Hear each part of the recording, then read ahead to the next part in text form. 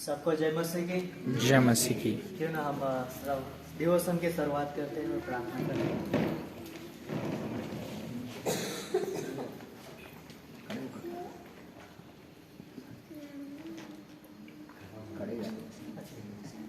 आओ આપણે પોતાની જગ્યા પર ઊભા થઈ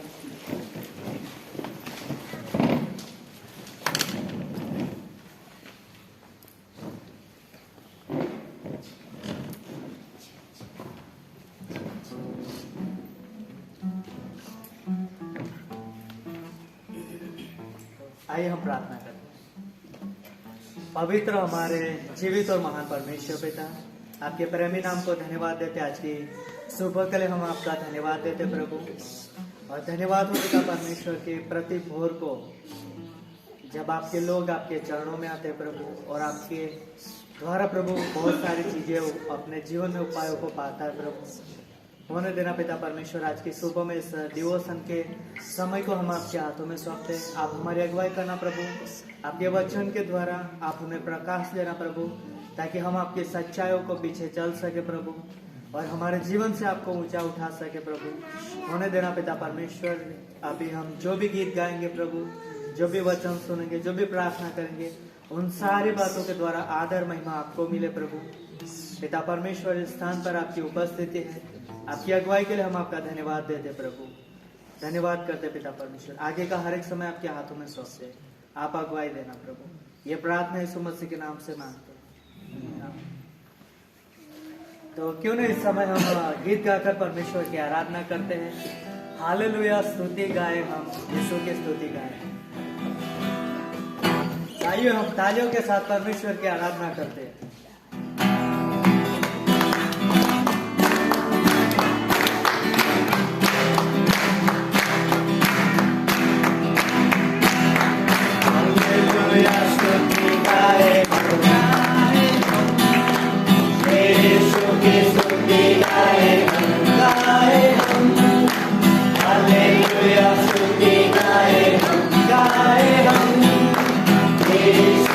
स्तुति गाए हम।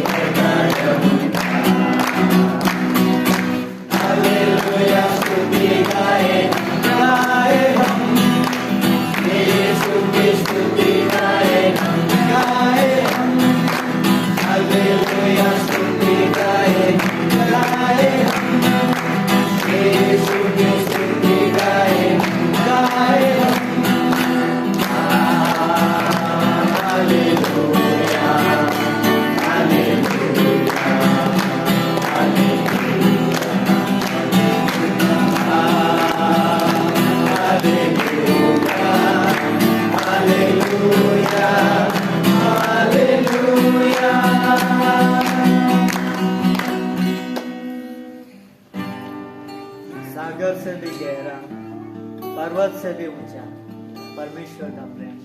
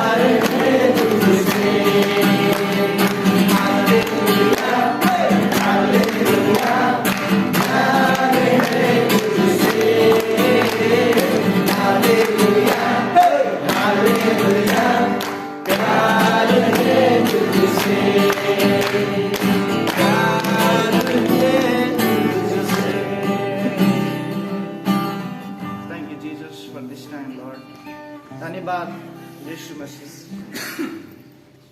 Thank you Lord Father. हम ये समय आपकी उपस्थिति को महसूस करते हैं। आपके जैसा कोई भी नहीं है। सागर से भी ऊंचा, सागर से भी गहरा, पर्वत से भी ऊंचा, तारों से भी ज्यादा नाम तेरा यीशु, और प्यार ही तेरा यीशु हमारे लिए यीशु जो आपने दिया यीशु।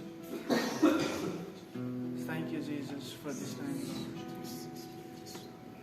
हम यहाँ पूरी कलीसिया आपकी उपस्थिति में आते हैं यीशु। हम इंडिविजुअली हम आपकी उपस्थिति में आते हैं यीशु। हम यहाँ पे जितने भी यीशु हम आपके आराधना आपके महिमा करने वाला है। हमें सहायता करना यीशु। Thank you Jesus. आपका सोच से हमारा सोच को ये समझ रही है यीशु। हमारा सोच से हमारा विचार से हम चलेंगे तो हम फेल हो जाएंगे, हम गिर जाएंगे। लेकिन यीशु आज हमें आपके और आपकी सोच से सोचने के लिए मदद करना यीशु। थैंक यू सर्वशक्तिमान परमेश्वर। स्वर्ग में तेरा सिंहासन, पृथ्वी तेरा पौधा। ये समय हम आपकी उपस्थिति में आते हैं Yeshu. Thank you Jesus. Oh Lord Father, यीशु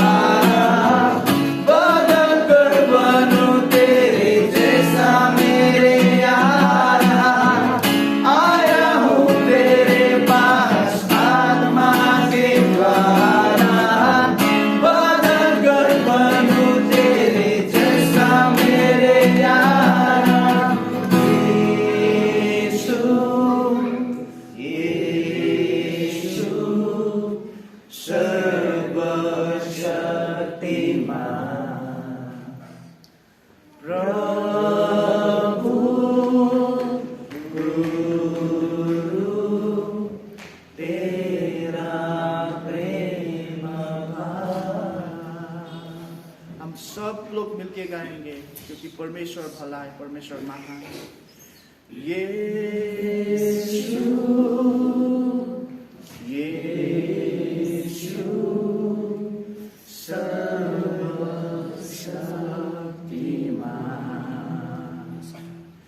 प्रभु गुरु तेरा प्रेम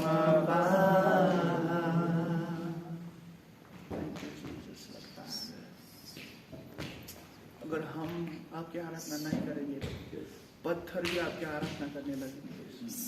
तो आपने वचन में बोला है, हम मनुष्य को वो आपकी आराधना करने के लिए आपके वचन को मनन करने के लिए, आपके वचन को सुनने के लिए आपने बनाया Yeshu. Thank you Jesus God Father, thank you God Father.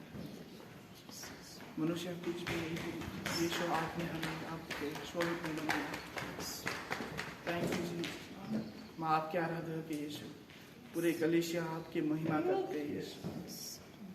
Thank you Jesus. आपकी उपस्थिति यहाँ पे हम वो महसूस करते हैं यीशु। आज के मैसेज, डिवोशन मैसेज से हमें तैयार करना आज के दिन के लिए यीशु, ताकि हम आपके और सोच सके यीशु। हम आपकी वर्णन, आपकी महिमा, आपकी आराधना हर समय कर सके Yeshu. Thank you Lord Father for this time. Oh Lord help us, guide us. हमें हर एक समय में आप सहायता करना, आप सामर्थ्य देना यीशु। धन्यवाद, धन्यवाद कि डिवोशन को आपके हाथों में रखते यीशु। आशीष करना यीशु, आप अनॉइड करना यीशु। थैंक यू, हर एक चीजों के लिए धन्यवाद। प्रार्थना यीशु मसीह के नाम में मांगते हैं। आओ આપણે બેસી જઈએ પોતાની।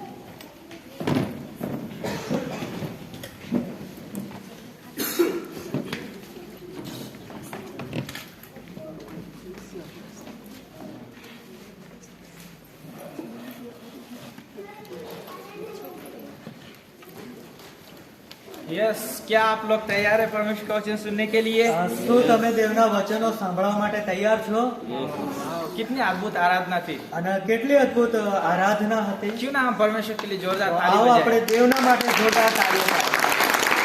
और हाँ, फिर से एक बार मैं आप सभी का स्वागत करता हूँ। અને ફરીથી તમારું સ્વાગત કરવામાં આવે છે। और ये समय जो है बहुत अद्भुत समय रहने वाला અને है। આ જે સમય છે બહુ અદ્ભુત સમય રહેશે। और कुछ क्षण में आपके बीच में बांटना चाहूंगा અને परमेश्वर का અમુક वचन, બાબતો અમુક થોડા સમયની અંદર જ તમને દેવના વચન और आप વહેંચવામાં ध्यान આવશે। से सुनिए। અને એને તમે ध्यान આપીને સાંભળો। और रियली आज का दिन बहुत अद्भुत परमेश्वर अगुवाई करने वाला અને है। આજનો દિવસમાં દેવ આપણું માર્ગદર્શન કરશે અદ્ભુત રીતે। और हम मसीह परिवार के होने के नाते અને આપણે એક વિશ્વાસી ખ્રિસ્તી પરિવારના હોવાના લીધે तो हमें जो है मसीह परिवार में रहने के लिए जो हमें क्या चीजों की जरूरत है उसके बारे में बात તો करेंगे। આપણે ખ્રિસ્તી પરિવારમાં રહીએ છીએ તો એની અંદર કઈ જરૂરિયાતો લાગે છે એના વિશે વાત કરીશું। और उसमें जो बातें रहेगी તો એની અંદર જે વાતો રહેશે प्रेम के साथ स्वीकार करना અને એના પ્રેમની સાથે એનો સ્વીકાર કરવો बहुत महत्वपूर्ण है। અને આ બહુ મહત્વપૂર્ણ બાબતો और છે। आज आप संसारिक रीति से देखेंगे, અને જો તમે આજે આ સંસારની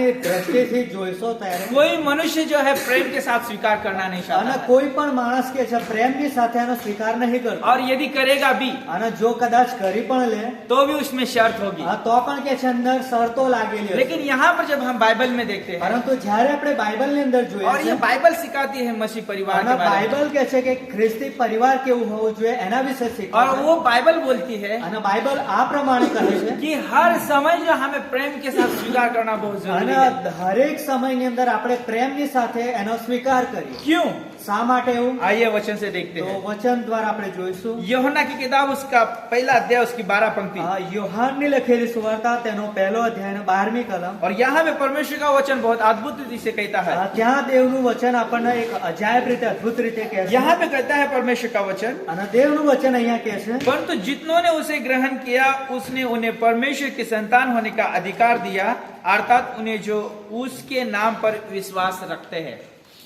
પણ જેટલાઓએ તેનો અંગીકાર કર્યો એટલે જેટલાએ તેના પર નામ પર વિશ્વાસ કરે છે તેટલાને તેણે દેવના છોકરા થવાનો અધિકાર આપ્યો। तो कितनी अद्भुत बात है ये। અને કેટલી અદ્ભુત બાબત છે અહીંયા। हमें जो है कि परमेश्वर ने उसके परिवार का हिस्सा बनाया અને है, કે દેવે કહે છે કે એમના કુટુંબનો આપણને એક ભાગ બનાવ્યો। और कोई मनुष्य वो लायक नहीं था कि परमेश्वर के परिवार का हिस्सा અને बने। કોઈ પણ વ્યક્તિ કહે છે કે લાયક જ ન હતો જે દેવના પરિવારમાં આવી શકે। सब लोग पाप में पड़े हुए थे, કેમ કે બધા પાપી હતા परमेश्वर की महिमा से रहित અને थे, દેવની મહિમાથી કહે છે और દૂર હતા मृत्यु की दलदल से फंसे અને हुए કહે थे। છે મોતના કીચડમાં તેઓ और ફસાયેલા હતા। परमेश्वर ने उस स्थान से निकाला અને है, દેવે કહે છે કે જગ્યા પરથી તેમાંથી બહાર કાઢ્યા और हमें जो उसके परिवार का हिस्सा અને बनाया। દેવે કહે છે કે એમના પરિવારનો કહે છે આપણને એક ભાગ બનાવી લીધા। और जानते रोमियो का 5:8 क्या कहता है? અને ખબર છે કે રોમન 5:8 માં શું લખેલું છે? जिस समय हम पापी थे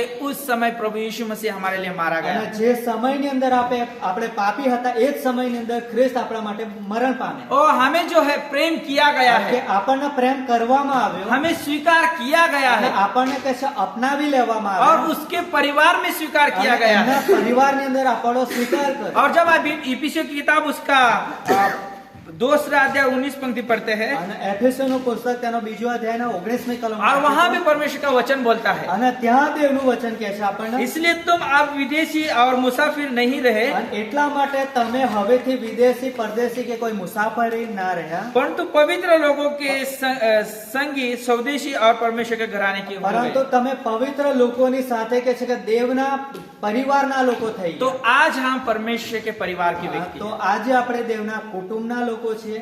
तो मैं बताना चाहूंगा यहाँ તો पर એક બાબત છે જે તમને કહેવા प्रभु માંગુ છું। यीशु मसीह ने हमें प्रेम किया है દેવે કે છે આપણને પ્રેમ કર્યો और पिता ने हमें स्वीकार किया, અને કે છે પિતાએ કે છે આપણો સ્વીકાર કર્યો और ये बहुत अद्भुत बात है। અને આ બહુ અદ્ભુત બાબત છે। लूका की किताब उसका 15 अध्याय લૂકની લખેલી સુવાર્તા તેનો 15મો और અધ્યાય 19 से लेके 20 पंक्ति में बोलता અને है। 19 થી લઈને 20મી કલમમાં यहाँ લખેલું पर છે। मैं पंक्ति पढ़ना नहीं चाहूंगा, અહીંયા કલમ નહીં વાંચી આપણે, लेकिन आप जरूर पढ़िए। પરંતુ તમે એને જરૂર आप जब વાંચજો। 15 अध्याय जब पढ़ते हैं लूका किताब અને में, જ્યારે 15મો અધ્યાય તમે વાંચો છો पुत्र है अपने पिता के घर से बाहर है, અને દીકરો કે છે કે પોતાના બાપાના ઘરેથી દૂર છે। संसार में है, એ સંસારની અંદર संसार ने उसे लूट लिया है, અને સંસારે એને લૂંટી લીધું છે उसको धोखा दिया है એને છેતરી और નાખ્યો છે। उसको जो जैसे मानो कि आत्मरा कर दिया है। અને કે છે કે એનો અધમારા જેવું उसके એનું पास જીવન अभी કરી દીધું। कोई अच्छा ही नहीं है અને હવે કે છે એની પાસે કોઈ ભલાઈ નથી, और उसके पास कोई जो है धन दौलत नहीं है। હવે એની પાસે કોઈ ધન સંપત્તિ बहुत નથી। अमीर घर का એક व्यक्ति ઘણો था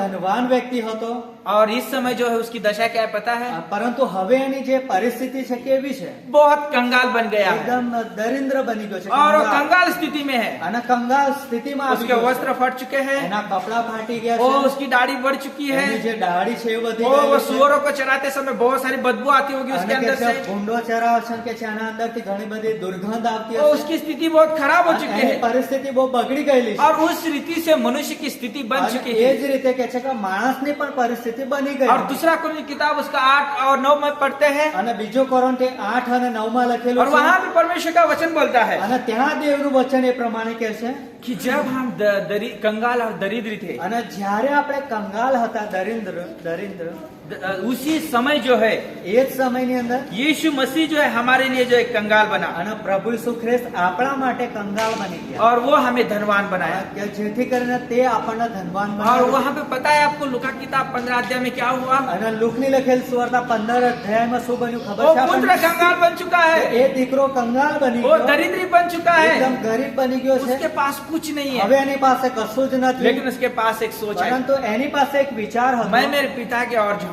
તો હું મારા પિતા તરફ જઈશ। और 20 पंक्ति पढ़ते क्या हुआ उधर पता है? અને 20મી કલમમાં શું લખેલું છે वो ખબર છે? पिता इंतजार कर रहा है, તો ત્યાં એનો પિતા એની રાહ જોતો वो હતો देख रहा है हर एक रास्तों से અને એ કે છે દરેક રસ્તાઓ પર દેખતો कि હતો मेरा पुत्र किस दिशा से તો आएगा। મારો દીકરો કઈ બાજુથી આવશે। और जब वो पुत्र दिखाई दिया, અને જ્યારે દીકરો એને જોવા મળી ગયો वो पिता ने क्या किया? ત્યારે એ પિતાએ શું કર્યું? मुंह मोड़ के खड़ा नहीं हुआ, અને એ કે છે કે આ પાછો આમ વળીને ફરી ના ગયો, लेकिन दौड़ के उस पुत्र की પરંતુ तरफ છે गया। દીકરાની સામે કે છે દોડી ગયો, वो પોતાના बहुत બેટને। तरस आया उसके पुत्र અને के એની ऊपर, પર બહુ તરસ આવી ગઈ वो કરુણા। उसको गले मिला लिया, અને કે છે બાહોમાં એને ભેટી લીધો वो बहुत सारे उसको चूमा। અને કે છે ઘણું બધું એને ચુંબન वो કર્યું कितनी गंदगी लगी है वो उसने नहीं અને देखा, કેટલો ગંદકી લાગેલી છે એની સાથે એ ના જોયું वस्त्र પિતાએ। कितने खराब हो गए वो भी नहीं એના देखा, કપડા કેટલા ખરાબ થઈ ગયા એ પણ वो ના જોયું बदबू आ रही है वो भी नहीं અને देखा। કેટલી દુર્ગંધ આવે છે એ પણ ના वो જોયું। रोमियो का 5:8 में बोलता है અને રોમન 5:8 માં લખેલું हमारे છે अंदर से बहुत बदबू आ रही थी, આપણી અંદરથી ઘણી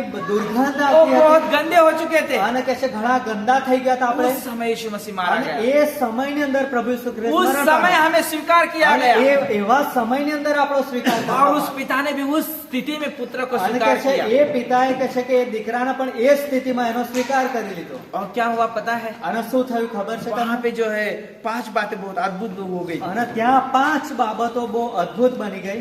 उस पुत्र की जो नजरें जो अपने पिता की तरफ लगी, અને એ જે દીકરાની જે નજર હતી એ પોતાના પિતા તરફ લાગી। और दूसरी बात અને બીજી બાબત, पिता की इच्छा थी कि अपने पुत्र के ऊपर तरस खाए અને પિતાની ઈચ્છા હતી કે એ પોતાના દીકરાની ઉપર તરસ ખાય, કરુણા કરે. और पुत्र के पास एक जरूरत थी અને દીકરાની પાસે એક જરૂરિયાત હતી कि उसको प्रेम के साथ स्वीकार તો किया जाए એનો પ્રેમ દ્વારા એનો સ્વીકાર કરવામાં આવે. और अपने पुत्र की तरफ उसके पिता की दौड़ थी અને કહે છે કે એ પુત્રની જે દોડ હતી એ પોતાના પિતા તરફ હતી, और सॉरी पिता की जो दौड़ पुत्र की तरफ थी અને પિતાની જે દોડ હતી એ પોતાના દીકરા તરફ હતી. और अपने पुत्र को छूमा उसने અને એને કહે છે કે પોતાના દીકરાને ચુંબન કર્યું. कितना अद्भुत बात है અને કેટલી અદ્ભુત બાબત तो છે. ये मैं क्यों कह रहा हूँ અને શા માટે આપણે આના વિશે हम વાત एक કરીએ? मसीह परिवार के होने के આપણે नाते એક વિશ્વાસી કુટુંબ છે. वो हमारी पत्नी गिर सकती है કદાચ આપણી પત્ની પડી જાય છે, वो पति गिर सकता है કદાચ પતિ પણ પડી वो જશે, बच्चा गिर सकता है કદાચ બાળક પણ પડી જશે. लेकिन उस स्थिति में हमें उसे प्रेम करना है स्वीकार करना है પરંતુ એ પરિસ્થિતિની અંદર પણ આપણે એને પ્રેમ કરવાનું છે અને એમનો સ્વીકાર और કરવાનો उसको नकारात्मक रीति से છે. અને सोचना नहीं આપણે है એક નકારાત્મક રીતે એમના વિશે या વિચારવાનું उसको નથી. ठुकराना नहीं है કે એને આપણે ઠોકર નથી મારી દેવાની, क्योंकि उसकी जरूरत है કેમ કે એને આપણી જરૂરિયાત છે, उसको प्रेम की जरूरत है એના પ્રેમની જરૂરિયાત છે, अनुग्रह की जरूरत है કૃપાની જરૂરિયાત છે और स्वीकार करने की અને जरूरत है સ્વીકાર કરવાની જરૂરિયાત છે. और वो क्रूस पे हमारे लिए वो तीनों चीजें અને होगी આ વજસ્તંભની ઉપર ત્રણેય બાબતો બની ગઈ. हमें प्रेम किया गया આપણને પ્રેમ કરવામાં આવે, अनुग्रह दिया गया આપણને કૃપા આપવામાં और આવે हमें स्वीकार किया અને गया આપણને સ્વીકાર કરવામાં આવે. और अंत में मैं आपको प्रोत्साहित અને करना चाहूंगा છેલ્લે એ બાબતનું પ્રોત્સાહન છે તમારા માટે कि यदि हम જો આપણે प्रेम नहीं रखते हैं પ્રેમ નથી રાખતા अनुग्रह नहीं देते हैं અને કોઈને કૃપા નથી આપતા स्वीकार नहीं करते हैं અને કોઈનો સ્વીકાર આપણે નહીં કરતા, तो मैं पुराने नियम में लेके जाना તો चाहूंगा જૂના કરારની અંદર આપણે જોઈએ તો लूत के बारे में જે લોથ હતો लूत ने जो है અને લૂતે अपने बच्चों में निवेश नहीं किया પોતાના બાળકોની અંદર નિવેશ ના अपने કર્યો, परिवार में निवेश नहीं એને किया પોતાના પરિવારની અંદર નિવેશ ના કર્યો. और जब विनाश की बात आई वहां पर અને જ્યારે ત્યાં એક વિનાશની બાબત આવી तो वहां पर पता है उसकी बेटियां है वहां पर અને એની બે દીકરીઓ હતી, और वहां पर उसके दामाद भी है ત્યાં એમના બે દામાદ જમાઈ પણ હતા. उसके किसी ने नहीं सुनी એમ કોઈ એનું સાંભળ્યું નહીં किसी ने उसको स्वीकार नहीं અને किया કોઈએ પણ કહે છે કે એનો સ્વીકાર ના કર્યો कोई किसी ने उसके बातों को स्वीकार અને नहीं किया કોઈને પણ એની વાતોનો પણ સ્વીકાર ના કર્યો. और उसकी दशा क्या हुई पता है અને એની સ્થિતિ કેવી થઈ ગઈ ખબર છે? सिर्फ 3 लोग निकल पाए सदमा और गमोरा से। ફક્ત 3 જ વ્યક્તિ એ સદોમ અને અમોરામાંથી બહાર लूत और નીકળ્યા. उसकी 2 बेटी લૂત અને એના બંને દીકરી, दामाद उधर पूरे नष्ट हो चुके અને કે છે એના જે જમાઈ હતા એ પણ નાશ થઈ ગયો. पत्नी नमक का खंभा बन અને गई એની પત્ની હતી એ કે છે કે મીઠાનો થાંભલો બની ગઈ. और बेटियों ने उसके साथ गलत संबंध અને रखे એની उसने जे- गलत निर्णय लिया દીકરીઓ બે હતી એમણે પણ ખોટા નિર્ણય લીધા, ગલત સંબંધ રાખ્યા. क्यों શા માટે એવું બન્યું? प्रेम अनुग्रह और स्वीकार करने की कमी थी કેમ કે પ્રેમ અને કૃપા અને સ્વીકાર કરવાનું કે છે કે यदि કમી હતી. प्रेम नहीं रहेगा અને જો પ્રેમ નહીં રહે, अनुग्रह नहीं रहेगा કૃપા નહીં રહે स्वीकार नहीं किए जाएंगे અને સ્વીકાર કરવામાં નહીં આવે गलत निर्णय તો होगा પછી ત્યાં ખોટા નિર્ણયો હશે और वहां पर जो बहुत बड़ी नुकसान हो અને सकती है ત્યાં ઘણું બધું નુકસાન પણ और થશે. परिवार तितर बितर हो એ सकता है પરિવાર કે છે ભાંગી તૂટી પડશે. तो यहाँ पर मैं आप सभी को प्रोत्साहन અને देना એટલા चाहूंगा માટે તમારા માટે પ્રોત્સાહન ભરી બાબત यहोशू 24:15 में क्या बोलता है અને યહોશુઆ 24 24મો और અધ્યાય 15 में बोलता है 15મી કલમમાં કહે છે आप चुन लो અગર તમે પસંદ કરો. यहोशू जो इस्राएल प्रजा को बोल रहा है અને યહોશુ ઇઝરાયલ પ્રજાને કહ્યું आप चुन लो કે તમે પસંદ કરી લો किस परमेश्वर की કે તમે आराधना करें। કયા દેવની આરાધના કરશો. और वो क्या बोलता है અને તે કે શું કહેવા લાગ્યું? मैं હું और मेरा घराना અને મારું આખું કુટુંબ नित्य परमेश्वर की आराधना करेंगे હંમેશા અમે દેવની સેવા કરીશું. यहोवा की आराधना અમે करेंगे યહોવાની જ આરાધના जीवित કરીશું. परमेश्वर की आराधना એ જીવતા करेंगे દેવની આરાધના કરીશું. क्यों શા માટે એવું? उसने हमें प्रेम किया કેમ કે એણે અમને પ્રેમ કર્યો, अनुग्रह दिया है તેમણે અમને કૃપા આપી और हमें स्वीकार અને किया है। તેમણે જ અમારો સ્વીકાર કર્યો. इसलिए हम परिवार અને એટલા માટે અમે આખું અમારું કુટુંબ प्रेम रखेंगे પ્રેમ કરીશું अनुग्रह करेंगे અને કૃપા આપીશું और एक दूसरे को स्वीकार અને करेंगे એકબીજાનો સ્વીકાર और કરીશું परमेश्वर की आराधना અને करेंगे દેવની આરાધના કરીશું.